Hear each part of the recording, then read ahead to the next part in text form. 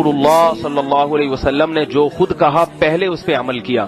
وہ کیا عمل کیا آپ صلی اللہ علیہ وسلم نے کہ رمضان کے آنے سے پہلے نبی نے رمضان کا بہت زبردست استقبال کیا ہے، یہ بتانے کے لیے کہ یہ معمولی مہمان نہیں ہے، معزز اور مکرم مہمان ہے. استقبال کیا ہے. کیسے؟ ہم استقبال کر لیں گے رمضان مبارک کے میسج چلا کے، ممکن ہے تھوڑے دنوں کے بعد ہم بھی جھنڈیاں ونڈیاں لگانا شروع کر دیں، رمضان آ رہا ہے اور تمبو ومبو لائٹیں وائٹیں اور وغیرہ وغیرہ. لیکن نبی کا یہ استقبال نہیں تھا. نبی رمضان کا استقبال کیسے کرتے تھے؟ رمضان میں کا جو سب سے بڑا وصف کیا ہے؟ روزے. رمضان میں روزے فرض ہے نا، تو نبی شعبان سے ہی روزے رکھنا شروع کر دیتے تھے. نبی کیا کرتے تھے؟ جتنے روزے آپ صلی اللہ علیہ وسلم شعبان کے مہینے میں رکھتے تھے، اتنے روزے کسی اور سال میں کسی اور مہینے نہیں رکھتے تھے.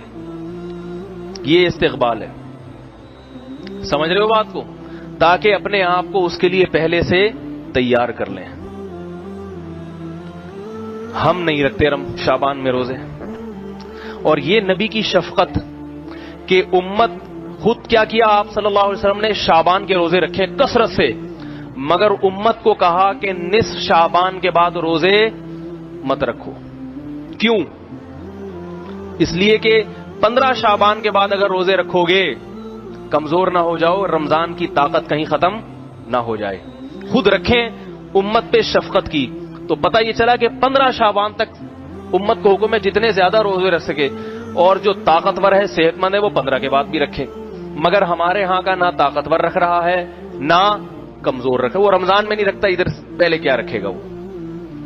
استقبال کا یہ مطلب ہے. دوسری بات، رمضان کی دوسری بڑی عبادت کیا ہے؟ پہلی عبادت جو رمضان کی سب سے بڑی ہے وہ روزہ ہے. دوسری کیا ہے بتائیے؟ تراویح. تراویح میں قرآن کی تلاوت ہوتی ہے.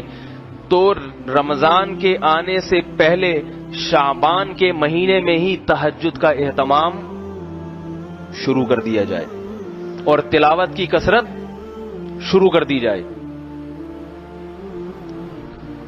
سمجھ میں آ رہی ہے بات؟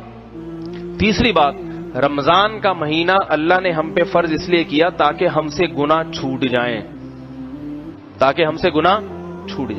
تو شعبان میں ہی گناہوں سے اجتناب کرنا شروع کر دیا جائے تاکہ رمضان تک پہنچتے پہنچتے سارے گناہ چھوٹ جائیں. جو جس برائی میں مبتلا ہے شعبان ہی سے اس برائی کو چھوڑنے کی کوشش شروع کر دے. سمجھ میں آ رہی ہے بات؟ یہ 3 کام کرنے کس مہینے میں؟ بولو بھائی. شعبان میں. ایک، روزے رکھنے نفلی. نمبر 2، رات کو تہجد کی تھوڑی سی ہمت کرنی ہے. اور نمبر 3، گناہوں سے بچنے کی. گناہ کسے کہتے ہیں؟ بد نظری ہے. آج کل انٹرنیٹ پر بہت بیہودہ چیزیں دیکھی جا رہی ہیں. جوان آدمی اپنے آپ کو ان چیزوں سے بچانے کی کوشش کرے. ماں باپ کی نافرمانی بہت ہو رہی ہے گھروں میں، باپ کا احترام ہی نکل گیا ہے. ماں کا تو پھر بھی تھوڑا سا کر لیتے ہیں، کیونکہ ماں جو ہے نا آگے سے وہ بیچاری کمزور ہوتی ہے، ڈرتی ہے اولاد کے سامنے. باپ چونکہ جواب دیتا ہے تو پھر یہ آگے سے ڈبل بھر کے اس کو جواب دیتے ہیں. اس لیے باپ کا احترام ذرا مشکل ہوتا ہے، کیونکہ باپ سنا دیتا ہے کھری کھری، تو آپ میں برداشت ہے نہیں، آپ اس سے زیادہ کھری کھری سنا دیں گے اس کو. تو ابھی سے کنٹرول کریں. یہ یقین کر لیں کہ یہ میرا باپ ہے، اس کی پیشانی پر اگر میں نے محبت کی نگاہ ڈالی، ایک حج اور عمرے کا ثواب ملے گا. نفرت کی نہیں، محبت کی بن کے رہے. اللہ تعالی ہم سب کو نیک اولاد بننے کی توفیق عطا فرمائے اور مشفق باپ بننے کی توفیق. وما علینا